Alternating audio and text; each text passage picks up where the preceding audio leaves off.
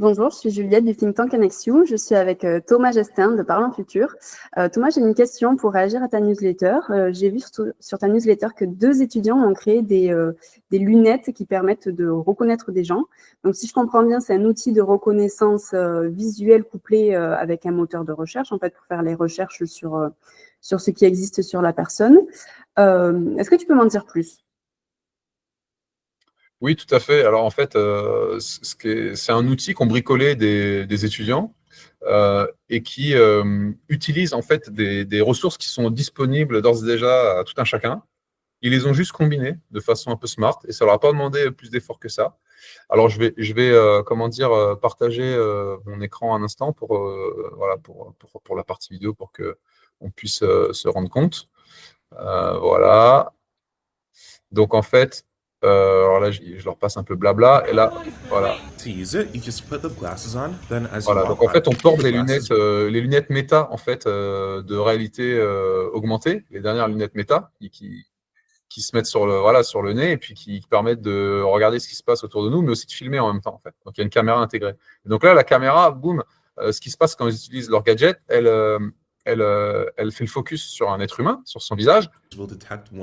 Et en fait, derrière, elle peut vraiment extraire de la vidéo le visage en tant que tel et le chercher.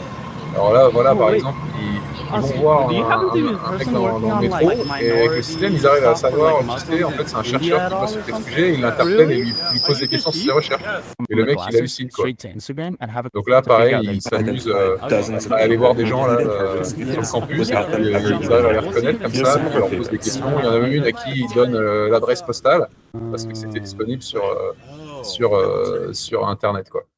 Donc, en fait, voilà. Donc, ce qu'ils ont fait, tout simplement, c'est qu'ils ont utilisé ces lunettes méta qui sont maintenant commercialisées, qu'on peut acheter, et qui ont une caméra intégrée. Et ils ont utilisé, alors, ils ont couplé ça à un logiciel open source de reconnaissance des visages. Alors, attention, le logiciel en lui-même, il ne peut pas me reconnaître s'il n'a pas d'éléments de comparaison. Par contre, ce qu'il va faire, c'est que d'un flux vidéo, il va extraire un visage humain. Il va savoir que là, il y a un visage humain. OK, je l'extrais. Et après, s'il est couplé, alors c'est le 3e pilier un peu de leur bricolage, c'est que ils sont passés par un service sur Internet qui permet d'aller chercher toutes les photos qui sont, d'aller fouiller toutes les photos disponibles, voilà, publiquement.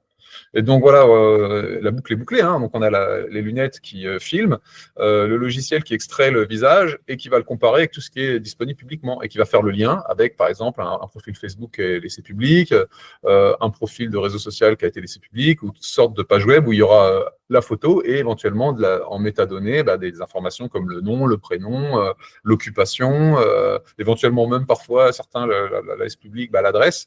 Et donc ça fait peur. Et parce que là, on se dit, ce sont des technologies qui existent déjà, des étudiants, ils ont bricolé ça dans leur coin, donc en gros, n'importe quelle personne mal intentionnée, en fait, peut aussi mettre la main là-dessus.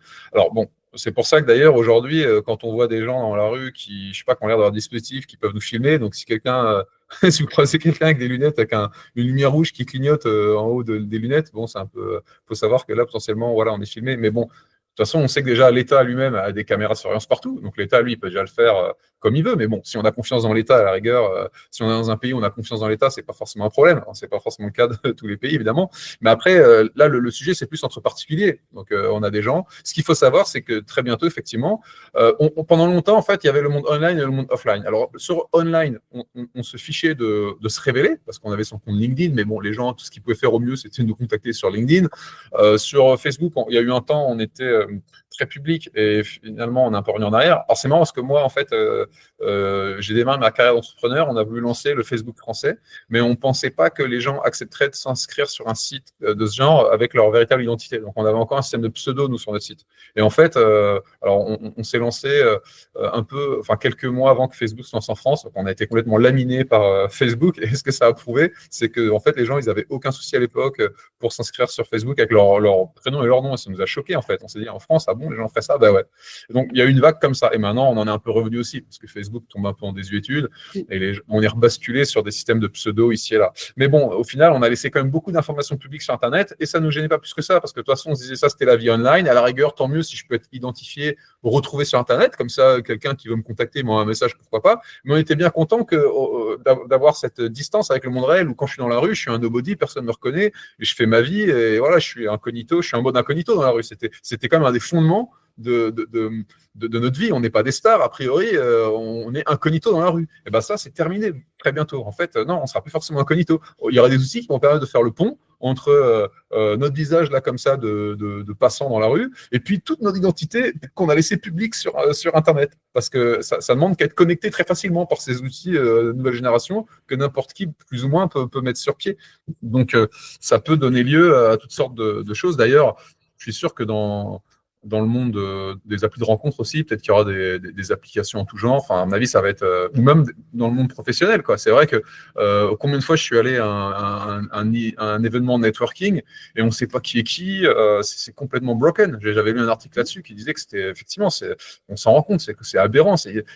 On est là, on se retrouve à parler à la même personne pendant 1 heure, alors que si on sait qui est qui, parce que des fois on oublie le prénom, enfin, c'est vrai qu'on a envie d'avoir une surcouche en réalité augmentée, nous donnant à la limite pas forcément toute la vie de quelqu'un, mais à la limite ce que lui veut bien rendre visible. Pourquoi pas une application où moi je dis, bah, ok, j'accepte qu'on puisse me reconnaître dans la vraie vie, mais voilà ce que je veux bien révéler, et d'ailleurs en pouvant le moduler. Par exemple, par défaut, je veux bien révéler mon prénom.